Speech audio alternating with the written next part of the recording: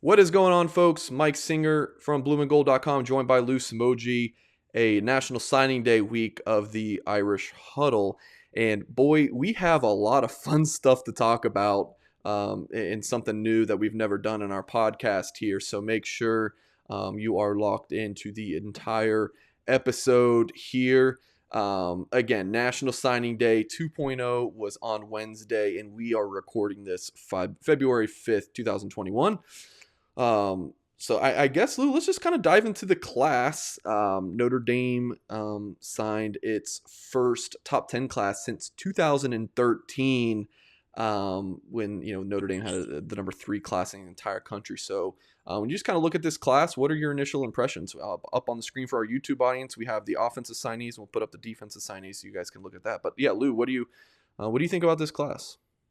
Well, one of the things that just jumps out is seldom will you see a full recruiting class that has an entire offense and an entire defense It's pretty a great much point. set up.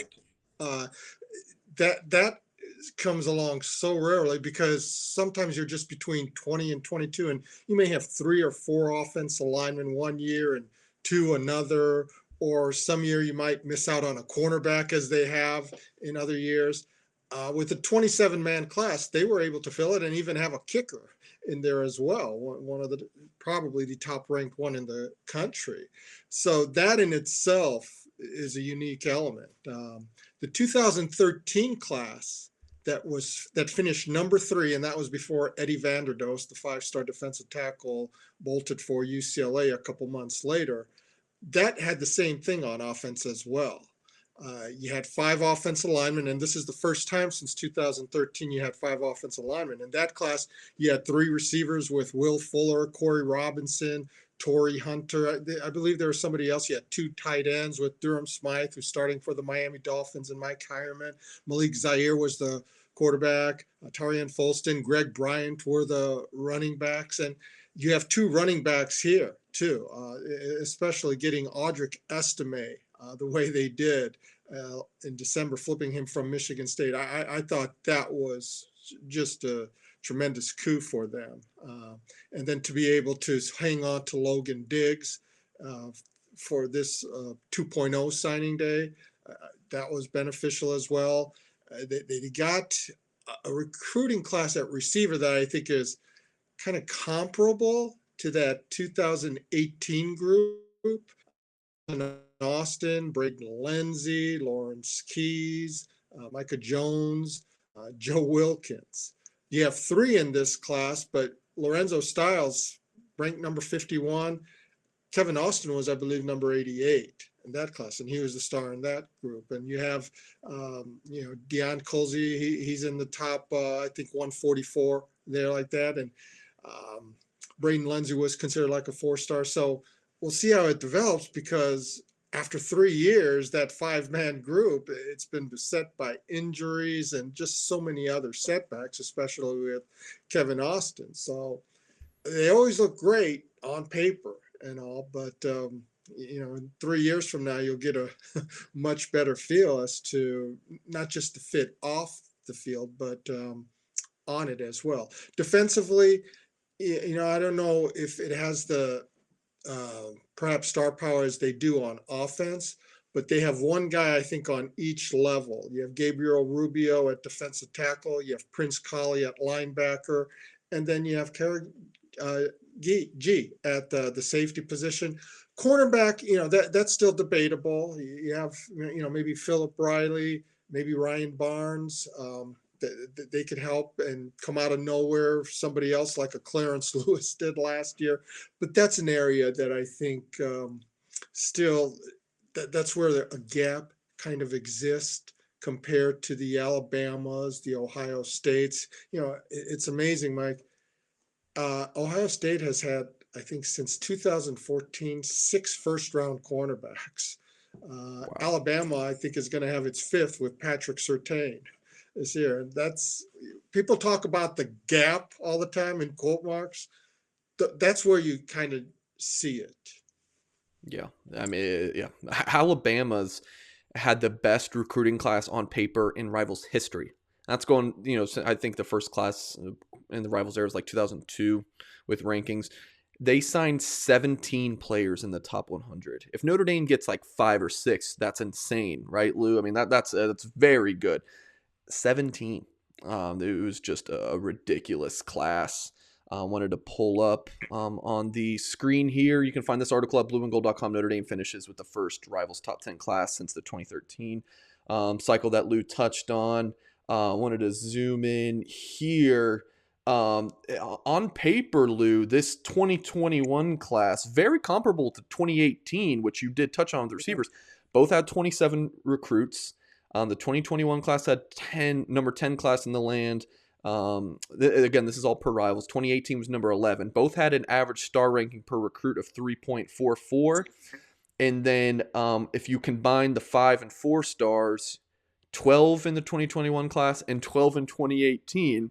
Now, it's funny, Lou, you wrote an article recently at blueandgold.com, the 2018 class, we hardly knew you.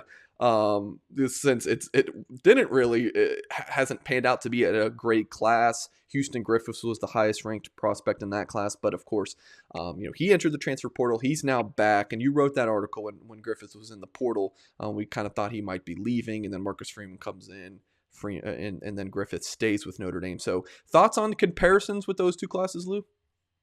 Well, I think going into their senior year now, out of the 27, 10 are either going to be at some other school after graduating here. You have Jack Lamb just recently going to Colorado, and several others. It just didn't seem to work out with some, and that's going to happen. Part of my feature there is the 1/3 rule that I've been using for about 35 years, is that when you get 21 players, about 7 of them, 1/3, will be like 2-3 year starters and NFL prospects. Another 1/3 of them, another 7, will be, solid backups, special teams kind of stuff. You look at Houston Griffiths so far. Now, maybe next year he becomes an NFL prospect, but so far, I believe he had like 192 special teams appearances this past year. So he's contributing, but because of his rating being so high, top 50 player, there's maybe more anticipation of impact on the defensive side. And then the final 1/3, injuries, transfers, academic problems, personal issues or whatever, are going to really prevent them from being able to make the impact. And you go through class. We don't have the time to go every single one, but usually that's the breakdown, how it shakes out. There's going to be some give or take in some areas, and ultimately what determines a great class is how much more you have of that first 1/3 that is in that 2-3 year starter and NFL type prospect. Yeah, great stuff, Lou. Make sure you guys listening on podcast format. If you're not subscribed to us wherever you get your podcast, please go ahead and do so. And leave us a 5-star review if you like what you hear. And then for those folks on YouTube, which is, in my opinion, definitely where you want to be,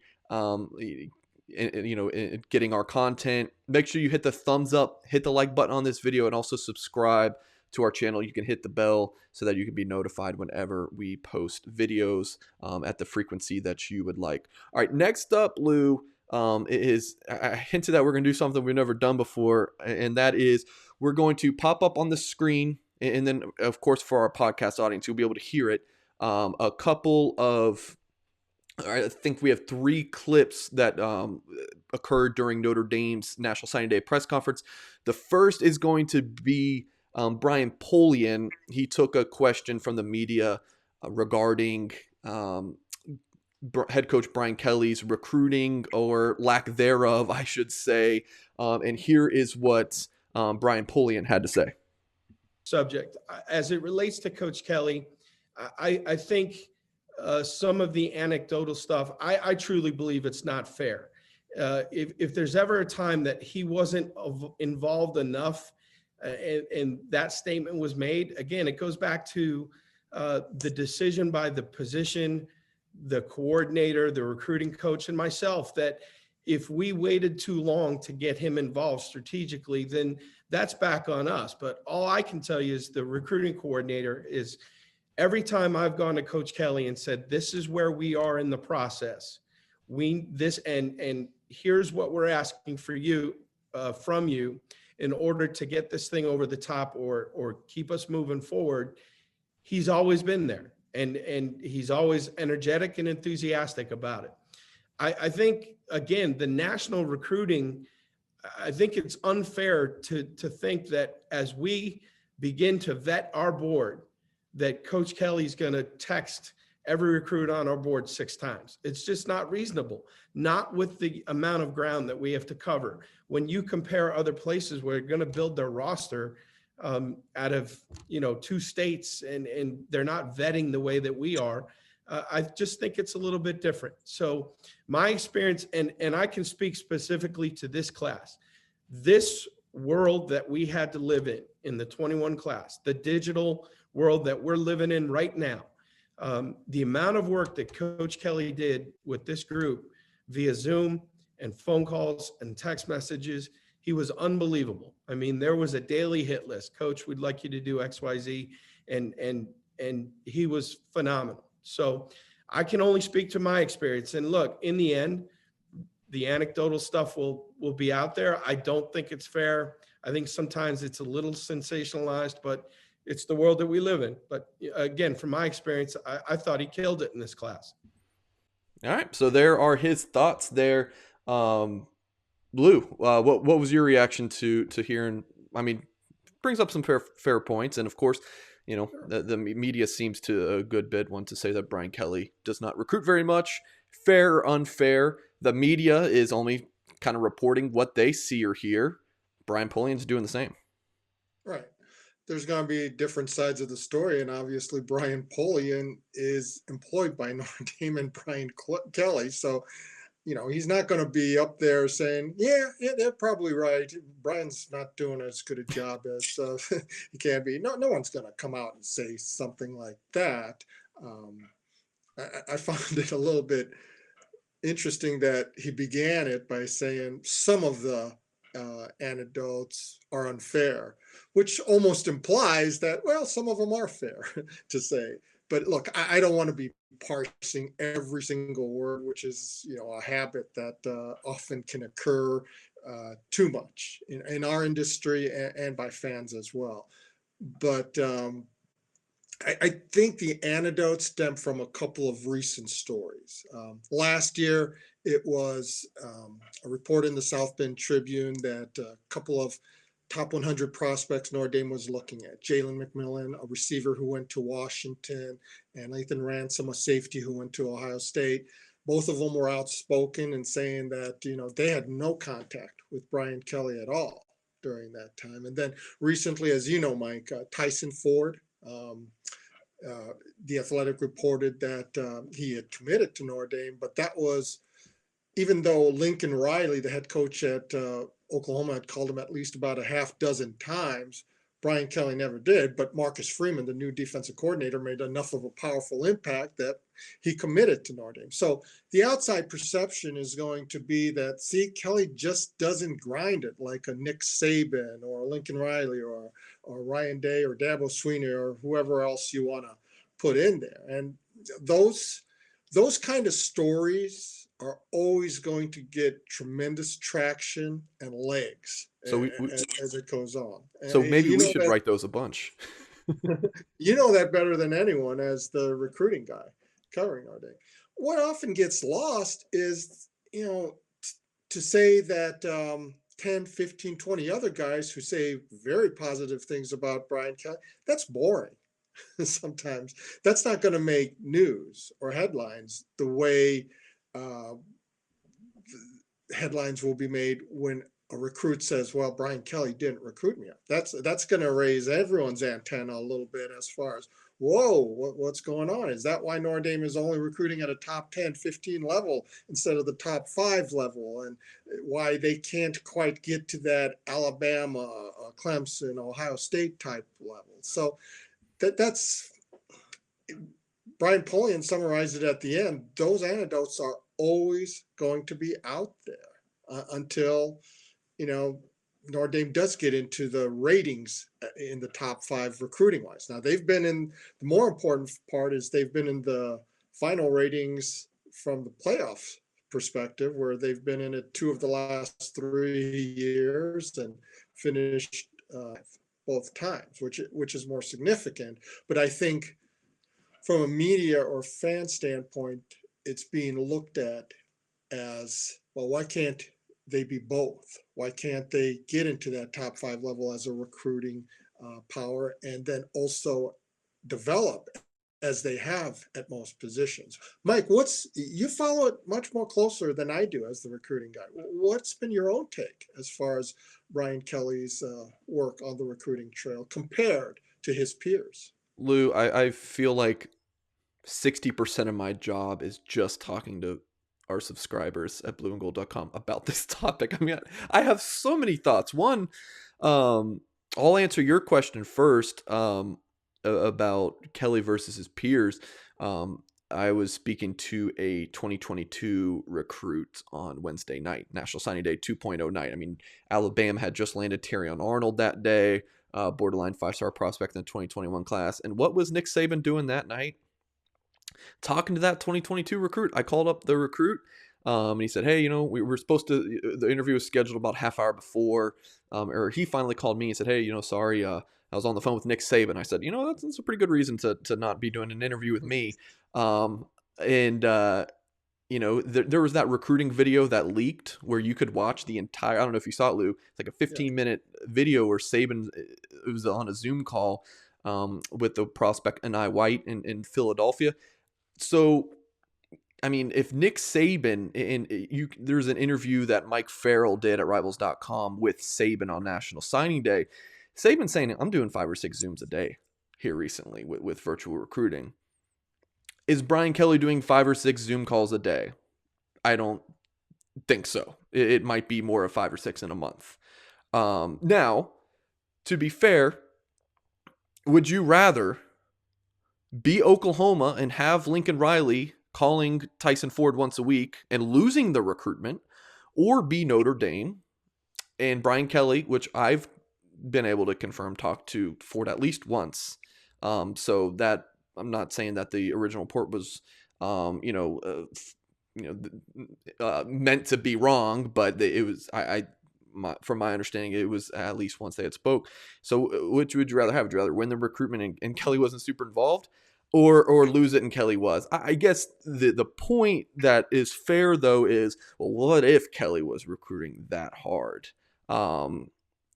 Could we take that next step? I think that's fair, and I think that's what people really want to hear. But at the same time, would it make a difference? Would it? I don't know. But yeah. Yeah, and to your point, Mike, we always heard what a tremendous, indefatigable worker Charlie Weiss was on the recruiting trail as well. Well, in the last 3 years, they finished 16 and 21. So there's different parts to all of this. And sometimes the recruiting was imbalanced too. So Right. You got the big marquee stars like a Jimmy Clausen or a Michael Floyd or a Kyle Rudolph on offense, but it didn't always happen on defense. In fact, there was an imbalance, very much so. So different things constitute what makes a good recruiter. And I think, in fairness, Brian Polian pointed out that the way they streamline and structure the recruiting, it begins with geographical areas. I think he pointed out, like 2 years ago, there are 31 different states represented on the Notre Dame roster. This they named 15 different states, from Hawaii to Rhode Island. So they assign areas to not just assistant coaches, but support staff as well. And their job is to just find everyone possible, the best football players possible there. Then the next step is, okay, do they fit the profile that Notre Dame is looking for? And then the position coach will hone in there, or the geographic coach will hone in there. And then the position coach after that, and sometimes they might be one and the same for a prospect. And then the coordinators come into play, and that includes Mike Elston as well. And then they bring it to Brian Kelly and say, okay, here's Close. where we are, and move forward. So everyone has their own structure, and if something doesn't work, there's going to be immediate ridicule about, well, it should be this way, the way Alabama does it. Not everyone can be Alabama, and not everyone can recruit everyone that Alabama does. So, in fairness, you have to look at it in so many different ways. Here's one thing I will guarantee you, Mike, absolutely guarantee, because this happens all the time. I've seen it over 40 years. The next head coach at Notre Dame, the first news items that will be coming out is, man, he is hitting the recruiting trail so much more than Brian Kelly. Will he be as successful as Brian Kelly? I don't know. We'll wait and see. But I guarantee you that's going to be the first news items that will be coming out in his first 3-4 months on the job. This is fascinating stuff. I think this might be my favorite podcast we've ever recorded. I got a couple things before we move on here. One, Kelly does a phenomenal job at empowering the assistant coaches. So I mean, you just walk through the kind of the process. I think it's good. I mean, guys, I'm not someone who's been in the Notre Dame media and that's it. I've covered more schools than I can count. I think in 8 years, I've covered about 11, 12 schools, being part-time guy covering 2 or 3, even up to 4 schools at one time. So, I mean, coast to coast too, from Florida out to California. So I've covered a bunch of schools, and the process that Notre Dame does in their recruiting is something that's completely unique. And the other thing I want to add, this is actually something I've never shared before. This is more or less a theory of mine and something I've kind of observed, is that Brian Polian acts as that head coach, like a Lincoln Riley getting involved. Like, that's kind of how Polian acts. He's like the head coach of recruiting, that he helps close before it goes to Kelly and that kind of final close. Like, Polian's involved in every recruit. I recommended him and we'll get into this in our Tuesday podcast a little bit more, our Like a Champion recruiting show. I recommended him, Polian, as the recruiter to represent Notre Dame in the Rivals top 25 for the 2021 cycle. I said, look, it's definitely got to be Quinn or Polian, but I would give it to Polian because of how he was involved with every single recruit that Notre Dame signed. And then during this pandemic year, when Notre Dame had to go virtual, did a really good job organizing and setting up all the Zoom stuff. So, to kind of recap that thought, Polian does a lot that I think goes unnoticed, and kind of even acts like a head coach on the recruiting trail. And that's a good point there, Mike, because it's sometimes forgotten. Polian really cut his teeth and made his bones under Charlie Weiss in recruiting, especially that last year where he took those weekly trips to Hawaii just to get Manti Te'o. But another guy, indefatigable, just will be constantly grinding it. And he established that reputation over years. And then he did become a head coach at Nevada. Yep. So he's used to those kind of administrative duties in addition to grinding. So that he's kind of in that lead role. It does appear like that. So I talked about 60% of my job, kind of just talking to Notre Dame fans about, Brian Kelly on the recruiting trail. And then the other thing is recruiting rankings. So during Notre Dame's press conference, which felt more, I said this a couple times, felt more like a conference than a press conference, because it was a little bit more instructional before they took questions for just a little bit. So we'll go back to the press conference here and hear what Brian Polian had to say about Notre Dame and recruiting rankings. And in the last 5 classes, we have a composite number 10 ranking. We are one of 6 schools that have had multiple top 10 classes in that time. And then as you evaluate that, how is that translated on the field? In that same period, 43-8, 2 top 5 finishes in the polls, and 2 appearances in the college football playoff, one of only 5 schools to accomplish that. So, why is that important to us? Well, there are schools that are ranked above us in the composite rankings over the last 5 years in terms of the recruiting that have not equaled the production on the field. So one of the things that we are most proud of is that we feel like we're recruiting at a good clip. We can always be better, but we are recruiting at a good clip. And then under Coach Kelly's leadership, our staff, our development within the program is translating to wins on the field. And we feel like that is a very positive, a positive marker for our program right now. I could not agree with him more. It's Lou, it's like, would you rather be ranked higher but not do so great on the field, or vice versa? I mean, even comparing like a Notre Dame to an Oregon, Oregon has much better recruiting rankings, but Notre Florida Dame, State, Mike. Florida perfect. State. I've looked at the last four. I believe they were 3, 7, 10, and 19 in the rankings. And the last 3 years, they're 14 and 20. You know who used to be like that? Notre Dame. In Charlie Weiss's 2006, they brought in 28 guys, and he called it the killer class. That was ranked in the top 10. Followed up next year, 2007, the Jimmy Clausen class, that also Armando Allen, Robert Hughes, etc. Great offensive class. That was top 10 also. And then in 2008, he recruited what was ranked the number 2 class in the country behind Alabama, which went on to win 3 or 4 national titles there. You know what Notre Dame's record was in those? 2007, 3-9. Okay, we can erase that because that was more so some classes that were disastrous before then. But 2008, 7-6, 2009, 6-6, 2010, 8-5, 2011, 8-5. So, that's where that theme comes in as far as, yeah, you can have these high recruiting rankings, but what is it defined? Are you meeting needs? Are you filling areas that are valuable? Are you putting in people that fit the structure and the system that you're running on offense and defense, and not just based on, well, this guy got 5 stars, this guy only got 3, whatever. There are so many layers that go into it. Is there a good balance and all? So Notre Dame used to be that team.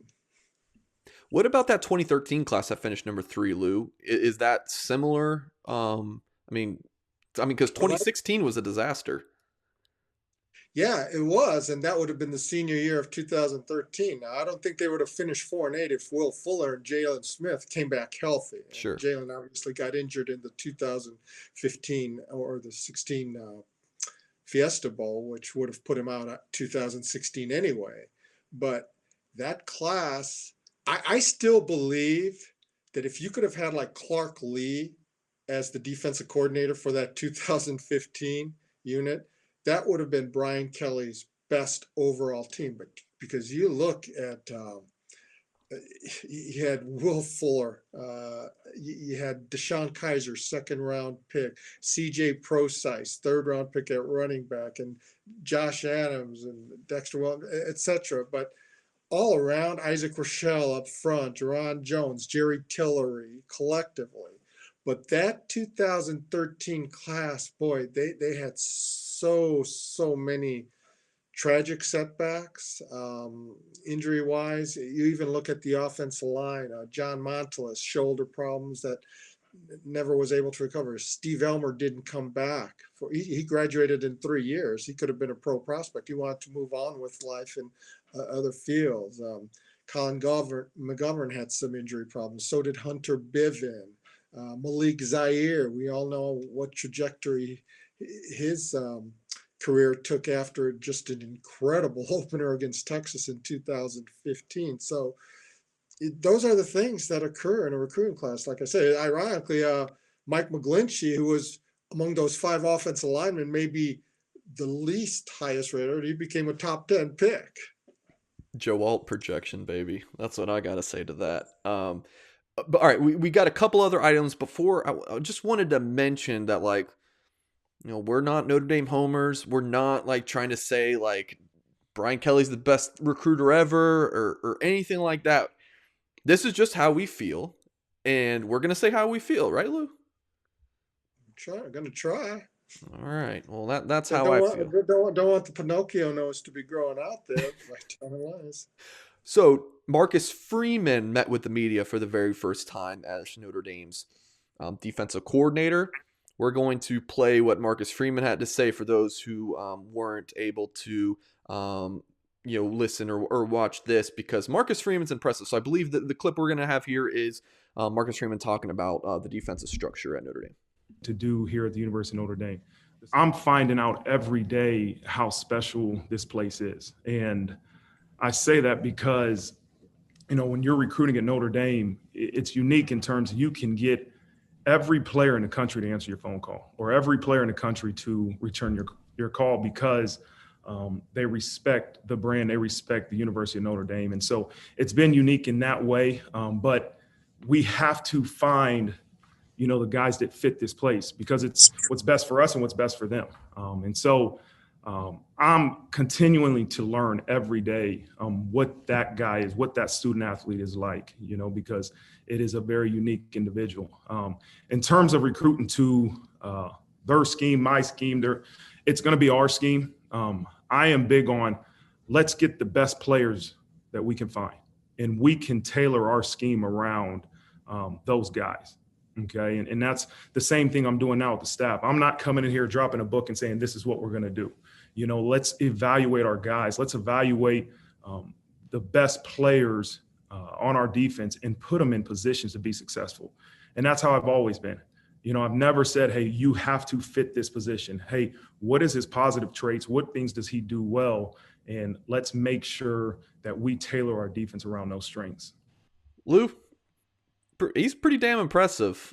Just hearing him, I feel like we're trying to get and he did say, like, look, we'll keep Rover, Viper. We're going to change Buck to Will, the weak side linebacker. But I feel like we're trying to get, like, all right, you're running a 3-4, you're running a 4-3, you're running a 3-3-5. And I don't think this is just coach speak. He really is coming in here and being like, this is going to be a multiple defense.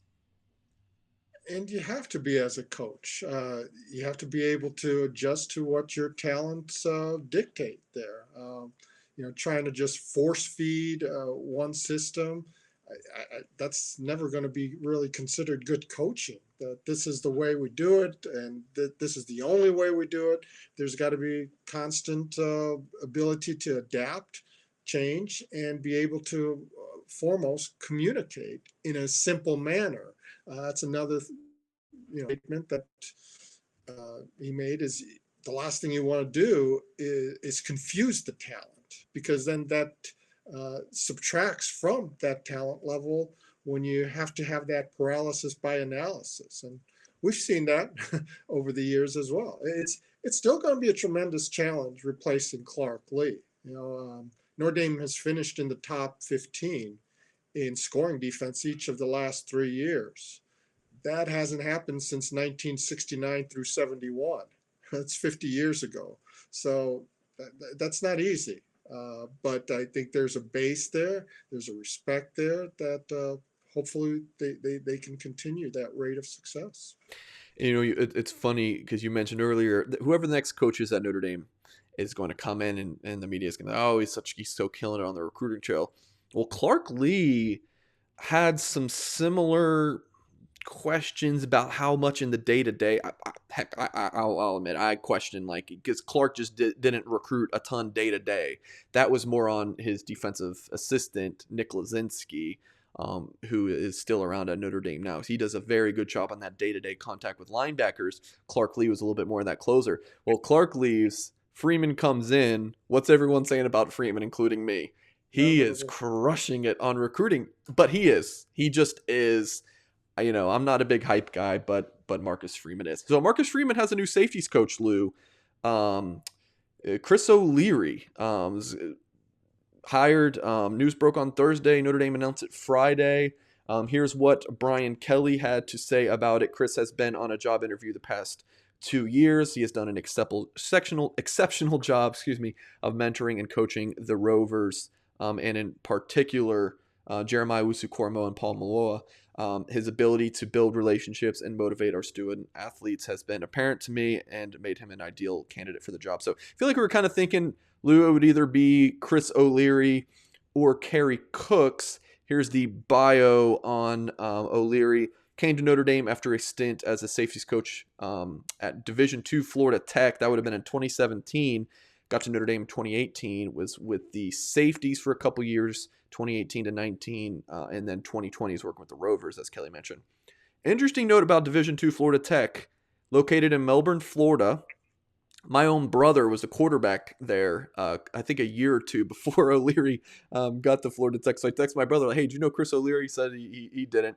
And then 2015 to 16 at Georgia State, and played at Indiana State from 2010 to 13. So, Lou, just kind of your reaction on Notre Dame's new safeties coach here. Well, I think the first reaction when you just look at it on paper, I think most Notre Dame fans will be underwhelmed that, wait a second, his previous coaching stops were Georgia State and Florida Tech.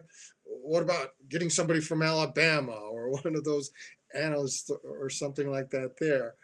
But I think Brian Kelly stated it perfectly. He's been on an audition the past 2 years at Notre Dame. So that is, that supersedes everything. The fact that you were inside the program, you were in the coaches' meetings, you saw the practice structure, the culture and everything else. That's a tremendous advantage to have and to be able to take at that position. So there, you just trust the judgment there of Brian Kelly. There was similar reaction about Jeff Quinn. Could they have done better? Jeff Quinn had worked for 25 years very, very successfully with Brian Kelly, and he had been within the program the previous I believe it was from 2015 through 17 as an analyst. So again, he's been in all the meetings. It's not a huge adjustment as far as dealing with nomenclature, personnel. How do they do things at Notre Dame? This was almost like classroom work for Chris O'Leary the past 2 years, and he apparently aced it and is ready to take the next step at Notre Dame. I think this is a great lesson, especially for young people listening to this. If you get that internship, just go above and beyond and just crush it, and then you get hired. And I think that's what Chris O'Leary did. He spent a little bit of time on the recruiting trail back in 2020 when January 2020 when Todd Light was when he departed.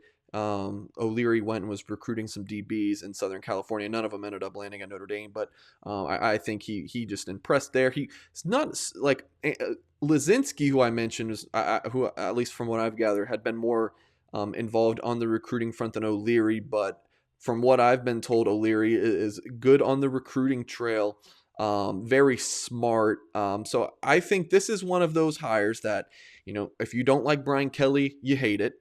But, if you respect where Notre Dame's at as a football program, you say, all right, I'll trust Brian Kelly. And he knows more than I do. He knows Chris O'Leary. Most of us don't really know Chris O'Leary from a box of paint. So I think we just kind of have to trust Brian Kelly. And if it doesn't work out, then, then you can yell at him then. Yeah, that's, a few years ago, somebody was promoted from within also Scott Booker. And, there are questions about that. And maybe that didn't work out as well. But he's still now in the NFL, third year with the Tennessee Titans, and he's the safety coach there. There's always going to be, debate. If it doesn't work out with Chris O'Leary, it's like, well, what the heck was he doing signing somebody who just his previous experience was at Florida Tech and Georgia State, etc. If it works out, then it's like, man, Brian Kelly is a visionary. He sure knows. He can see talent beforehand and everything. And he just does such a great job. He's taken him to the playoffs 2 of the last 3 years, and he just has an eye for talent. So after the fact, there's always going to be more debate as well. Lou, I think that was a pretty fun podcast here. So again, if you guys liked it, please hit the thumbs up. Please subscribe. If you're on YouTube, subscribe to our channel. Hit the thumbs up button. Leave a comment. Do you agree with what we say? Did you hate it? Just let us know. Leave us a comment, and we will catch you guys next week. Really appreciate you watching or listening.